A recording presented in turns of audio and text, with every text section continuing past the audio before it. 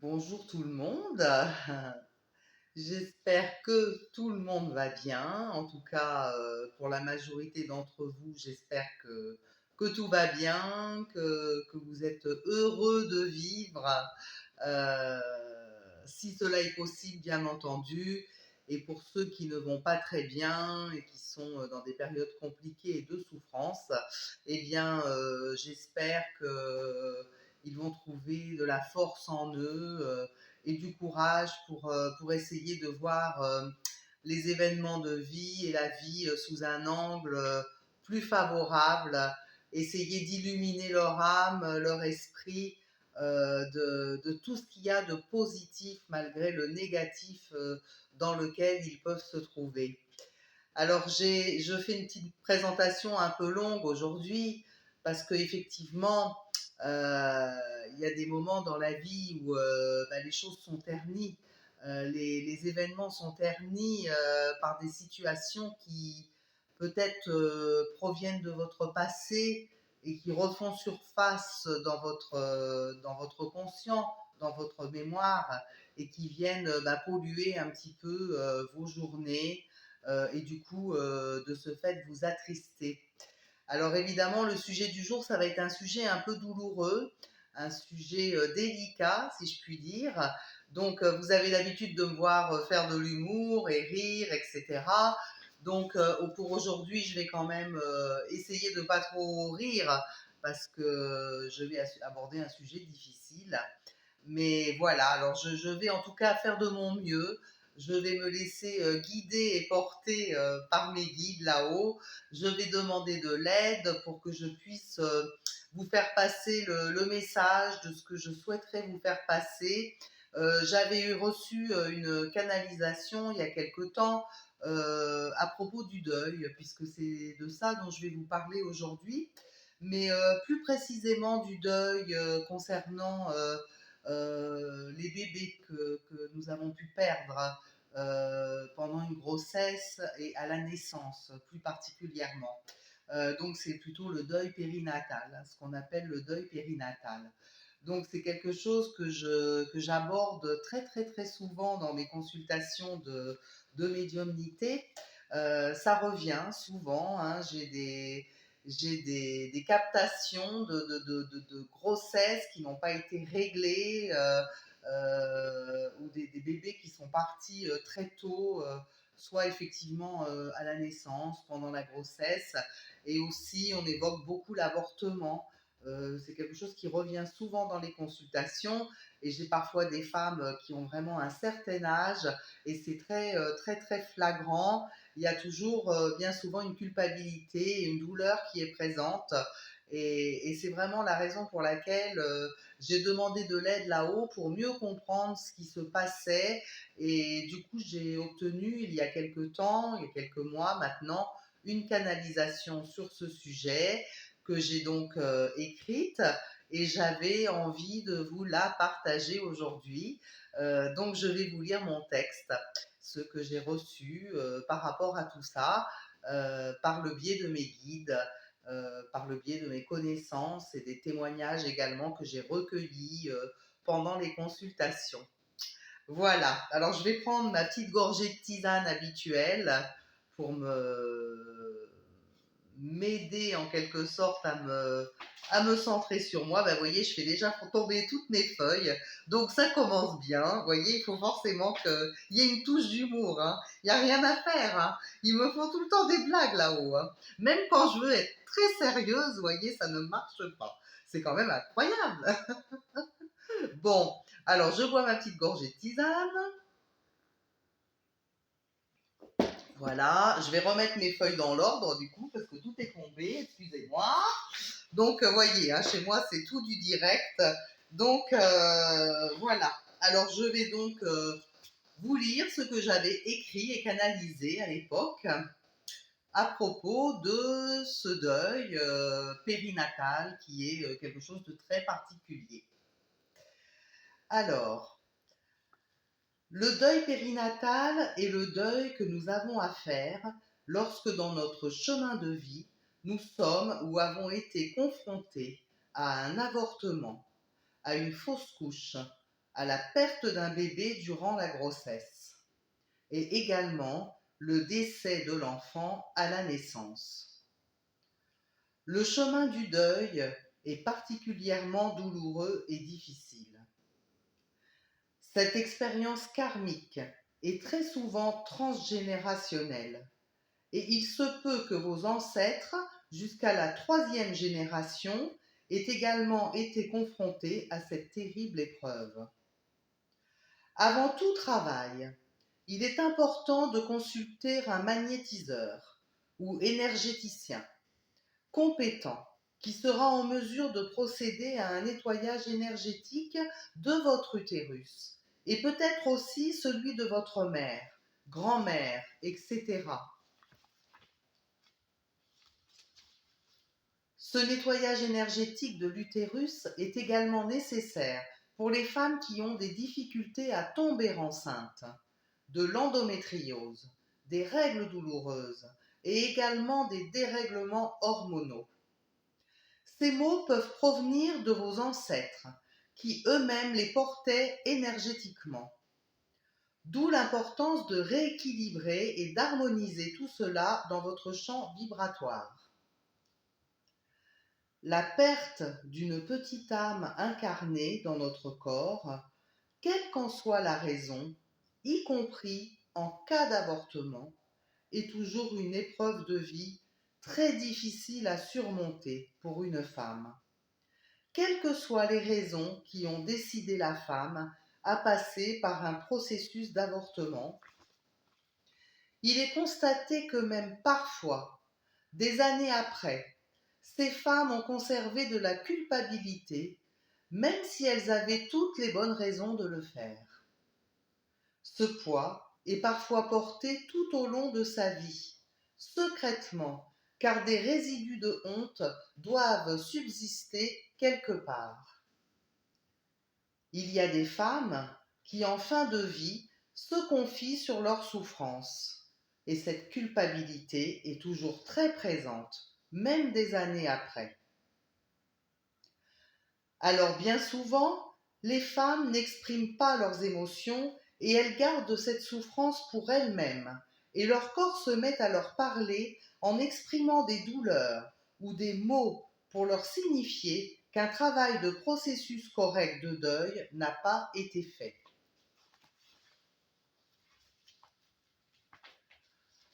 Il arrive aussi que certaines femmes, ayant perdu leur bébé pendant la grossesse, ressentent une culpabilité pour X et Y raisons qu'elles considéreraient comme l'élément déclencheur de la fausse couche. Elles associent la fausse couche à leur comportement, alors que rien ne le prouve. Ce ne sont que des ressentis exacerbés par leur culpabilité. Quelle que soit la manière dont vous avez été séparés de cette petite âme, ce fœtus, ce bébé, cette âme est venue s'incarner dans un corps terrestre, même si cela n'a été que quelques semaines. Elle a donc existé, et de ce fait, il est très important de lui donner une reconnaissance, lui faire sa place, lui donner sa place dans votre famille et existence. Il est important de vous permettre de vous exprimer en vous adressant directement à elle. Vous ne pourrez pas faire le deuil, c'est-à-dire accepter ce qui vous est arrivé, si vous ne donnez pas une place dans votre vie à cette petite âme qui a existé sur votre chemin de vie. Même si cet événement a eu lieu il y a de nombreuses années, il n'est jamais trop tard pour procéder à un petit rituel de commémoration de son existence, même brève. Vous choisissez vous-même votre rituel. Bougie, prière, lecture d'un texte, poème, lettre à ce bébé pour lui exprimer votre douleur et votre chagrin, et même parfois des regrets. Donnez-vous le temps de réfléchir de quelle façon vous souhaitez lui rendre hommage. L'important est de matérialiser cet événement de vie. Vous pouvez choisir un endroit où vous déposerez ou garderez les objets qui ont fait partie de ce rituel. Par exemple, échographie, vêtements ou peluches achetés pour le bébé, photo du père. Si vous n'avez rien, vous pouvez prendre par exemple un abricot et en enterrer le noyau. C'est symbolique pour que la vie puisse regermer ailleurs. Le rituel est un rituel de libération qui va vous permettre de vous libérer d'un grand poids et de dire adieu à cette petite âme. Vous pouvez, si vous le souhaitez, lui donner un prénom. Vous pouvez aussi choisir d'un lieu de recueillement. Il est possible d'utiliser un coffret dans lequel vous disposerez les objets choisis, y compris la lettre. Vous avez la possibilité de le garder chez vous ou de l'enterrer. En effet, que vous l'ayez souhaité ou non, cette petite âme est venue s'incarner et elle fait partie de votre famille terrestre, d'où l'importance de lui donner sa place. À partir du jour où vous allez décider de procéder à ce rituel, ce sera une manière de reconnaître et d'intégrer ce deuil dans votre vie. Cela ne veut pas dire que vous allez oublier. On n'oublie jamais, mais simplement que vous allez vous diriger vers un souvenir enrichi d'un acte posé qui fera désormais partie de votre histoire de vie. Vous aurez procédé à un témoignage de ce que vous ressentez au plus profond de vous. Et de ce fait, vous allez dire au revoir et retirer ce poids de votre histoire de vie, de mère et de femme.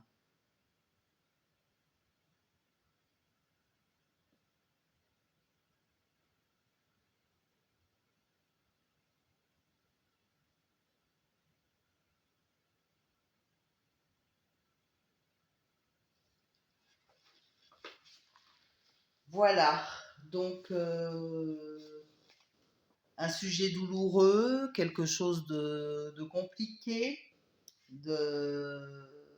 qu'on peut porter toute une vie, hein, comme il est dit dans ce texte, euh, une empreinte qui reste cristallisée dans votre corps. Alors évidemment, cette vidéo s'adresse aux femmes. Ce n'est pas du tout qu'on mette de côté les pères, hein, ça, la question n'est pas là, mais simplement l'empreinte énergétique est faite dans le corps de la femme, celle qui porte le bébé. Donc le papa, bien entendu, peut participer à tous ces rituels, bien au contraire, et c'est même important de le faire. Hein. Mais là, en l'occurrence, lorsque j'ai des personnes en consultation et quand j'ai des connexions qui se font avec l'au-delà, mes guides qui me dirigent dans cette consultation vers un deuil qui n'a pas été fait correctement, une grossesse qui s'est interrompue d'une manière ou d'une autre, eh bien effectivement, je sens bien que voilà, il y a quelque chose de toujours ancré chez la personne, il y a une douleur qui reste, euh, et c'est pourquoi j'ai décidé aujourd'hui d'aborder ce sujet. euh, En essayant de vous aider comme je peux, en tout cas, vous apporter peut-être une réponse à une question que vous vous posez depuis tout le temps. Depuis tout le temps, parce qu'effectivement, on pense qu'on va oublier, mais en réalité, on n'oublie jamais. On ne peut pas oublier son enfant, même s'il a vécu 3 mois dans votre utérus. Cet enfant, cette âme a existé, elle s'est incarnée. Donc, alors bien évidemment, on ne peut pas oublier ça. Hein. Alors, vous allez me dire, effectivement, c'est pourquoi on a ça à vivre, pourquoi nous devons traverser ces épreuves. Euh, je comprends fort bien, enfin j'imagine la douleur que ça peut représenter. Hein. J'essaie de me mettre à la place des femmes qui ont vécu ce genre d'épreuve. C'est effectivement quelque chose de très douloureux, douloureux est peut-être même un mot faible. C'est quelque chose qui vous marque à vie, un événement que vous ne pouvez oublier et qui reste en vous et quelque part vous attriste et vous portez une tristesse tout au fond de votre cœur, hein. Alors pourquoi est-ce que ça se passe comme ça? Pourquoi est-ce qu'on a cela à vivre? Alors, je vais vous expliquer succinctement. Euh, Lorsqu'on est là-haut, avant de s'incarner dans l'au-delà, hein, si vous préférez, dans l'autre monde, euh, on va se grouper. Nous sommes des groupes d'âmes en fait qui nous réunissons, on se retrouve là-haut. En fait, c'est une véritable famille hein, qu'on retrouve là-haut et on va décider de rôles que l'on vient incarner sur Terre. On va décider d'un chemin de vie, d'un plan de vie. Voilà, et selon l'élévation de l'âme, eh bien, on va avoir des incarnations où on va être un petit peu dans des incarnations reposantes, dans lesquelles on aura un chemin de vie assez calme, avec quelques difficultés, parce que dans la vie, évidemment, c'est un lieu d'expérimentation, la Terre. Donc il y a forcément des difficultés, mais ça sera, on va dire, une vie assez calme. Par contre, il y a des âmes qui ont envie peut-être de gagner un petit peu d'élévation plus rapidement, qui ont envie de grimper les étages en fait, en quelque sorte, et qui se préparent, se prévoient un plan de vie. Elles choisissent les difficultés, les parents, la famille, les épreuves, etc. Elles se prévoient un plan de vie très très compliqué. Et puis elles sont décidées, elles foncent, etc. Et donc, elle décide de l'incarnation. Hein, c'est quelque chose déjà qui se travaille plusieurs mois avant l'incarnation dans le ventre de la maman. Hein. La petite âme, elle va déjà aller, durant à peu près 6-7 mois, aller voir un petit peu comment ça se passe dans les familles qu'elle va choisir, dans quel milieu elle va s'incarner, quelles épreuves elle va devoir traverser, etc. Donc tout ça c'est fait consciemment, hein, l'âme le décide. Et ce qui se passe, c'est que effectivement, l'âme le décide. Et parfois, euh, c'est un petit peu comme quelqu'un qui aurait eu les yeux plus gros que le ventre, en fait, pour manger du gâteau. Hein. Il aurait eu envie d'une énorme religieuse au chocolat avec plein de crème chantilly. Et puis, il va manger le dessus de la religieuse, un petit peu de la religieuse, et il va s'apercevoir qu'il est complètement saturé, qu'il est écœuré, ça va pas du tout. Et donc non, la religieuse, il la laisse de côté pour plus tard. Et bien là, c'est un petit peu la même chose, c'est-à-dire que l'âme va réaliser que le chemin de vie, le plan de vie qu'elle a choisi est beaucoup trop compliqué pour elle, beaucoup trop douloureux, et que finalement elle renonce. Elle renonce à ce parcours, et donc d'où le décès, d'où la fausse couche, d'où la perte de l'enfant au bout de quelques mois de grossesse, ou alors à la naissance, ou tout de suite après la naissance. Hein. Alors c'est aussi quelque chose qui avait été préparé, alors en amont, si vous voulez, ça a été préparé dans les plans d'incarnation avec vous. C'est-à-dire que quand vous étiez, vous, la maman, quand vous étiez là-haut, dans l'au-delà, avant de vous incarner, vous aviez aussi décidé des rôles que vous viendrez jouer sur Terre et surtout des épreuves que vous deviez vivre et traverser pour justement travailler toutes les épreuves que l'on peut subir en tant qu'être humain. Pourquoi? Parce que tant qu'on n'a pas vécu quelque chose, on ne peut pas être dans une démarche réelle d'amour. Il faut avoir subi une épreuve pour comprendre ce que ça signifie, comprendre la douleur et pour dégager de nous, de notre âme et de notre flamme, si vous voulez, pour dégager de l'amour, de l'amour, de l'amour, de l'amour. Alors évidemment, ce sont des épreuves très très douloureuses. Vous allez me dire, c'est très très bizarre de vivre tout ça et d'expérimenter tout ça. Je vous l'accorde, c'est très bizarre, effectivement, c'est très bizarre. Donc tout ça pour vous dire que ça avait été prévu. Vous l'aviez choisi aussi avec cette petite âme, cet enfant qui était venu s'incarner dans votre corps. Vous aviez choisi tout ça. Alors évidemment, on n'en a plus conscience, on l'a oublié. Hein. Vous savez, le petit ange, là, le petit ange qui vous fait chut, voilà, à la naissance. C'est pour ça que nous avons ce petit creux ici. Hein, parce qu'on oublie tout, on oublie tout. On oublie tout ce qu'on avait décidé, tout ce qui s'est passé là-haut, ça reste secret, hein, on doit le découvrir. Donc, effectivement, ça va peut-être pas vous consoler, ça j'en ai conscience, mais en tout cas, sachez que voilà, c'est une explication qui vaut ce qu'elle vaut. Ce sont mes croyances, ce sont mes connexions, ce que j'entends avec l'au-delà. Je ne suis pas la seule, hein, il y a d'autres médiums qui ont ces connexions-là. Mais en même temps, ça vient aussi peut-être donner une explication aux événements. Parce que sinon, il n'y a aucune explication. Et c'est vrai que c'est voilà, c'est tellement un non-sens, c'est tellement stupide tout ça et on se dit mais pourquoi. Alors effectivement, l'explication, d'après moi, c'est la Terre, l'incarnation est un lieu d'expérimentation dans lequel on vient vivre des épreuves et expérimenter toutes les facettes de l'être humain, tout ce que peut traverser un être humain. Donc dans chaque incarnation, on vient travailler telle et telle épreuve. Voilà. Pour une élévation de l'âme, jusqu'à atteindre un niveau supérieur, pour ensuite rester dans l'au-delà et ne pas revenir en incarnation. L'âme sera suffisamment élevée pour devenir un guide spirituel et aider les âmes qui sont sur le plan terrestre. Voilà. Alors voici donc le sujet que j'avais choisi pour vous aujourd'hui.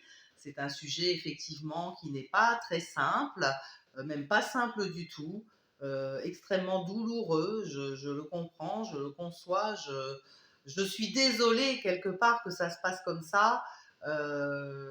En tant que médium, parfois j'ai presque envie de leur dire mais vous êtes un peu vaches quand même là-haut, hein. Pourquoi vous nous faites vivre tout ça, hein, pourquoi on a toutes ces épreuves à traverser, voilà.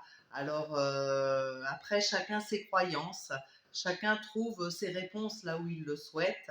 En tout cas, pour moi, c'est la mienne et je tenais à vous la transmettre. Et voilà. Et je vais vous souhaiter une très très belle journée. Je vous remercie du fond du cœur de m'écouter. Je vous remercie pour tous les commentaires que je reçois, les messages. Parallèlement à la chaîne, je reçois des mails. Évidemment, je réponds à vos questions. Alors, je ne peux répondre qu'à une question parce que je n'ai qu'une tête, hein, j'en ai pas 20. Donc voilà, je peux vous répondre, je vous l'ai dit, hein, je peux vous répondre gratuitement à une question sans problème. Après, ben voilà, ça sera chacun son tour. Il faut être patient, je ne pourrai pas toujours répondre tout de suite, mais j'essaierai en tout cas de m'y tenir et de vous aider par le biais de mes guides du mieux que je peux. Voilà. Alors écoutez, si vous découvrez ma chaîne, eh bien, et si mes sujets vous intéressent, eh bien, cliquez sur la petite cloche s'abonner. Comme ça, vous serez informé dès que je publie quelque chose sur cette chaîne YouTube. Et vous pouvez également partager à vos amis si vous pensez que ces sujets de médiumnité et de spiritualité peuvent les intéresser. Voilà, bah écoutez, merci beaucoup, je vous embrasse du fond du cœur et à très bientôt.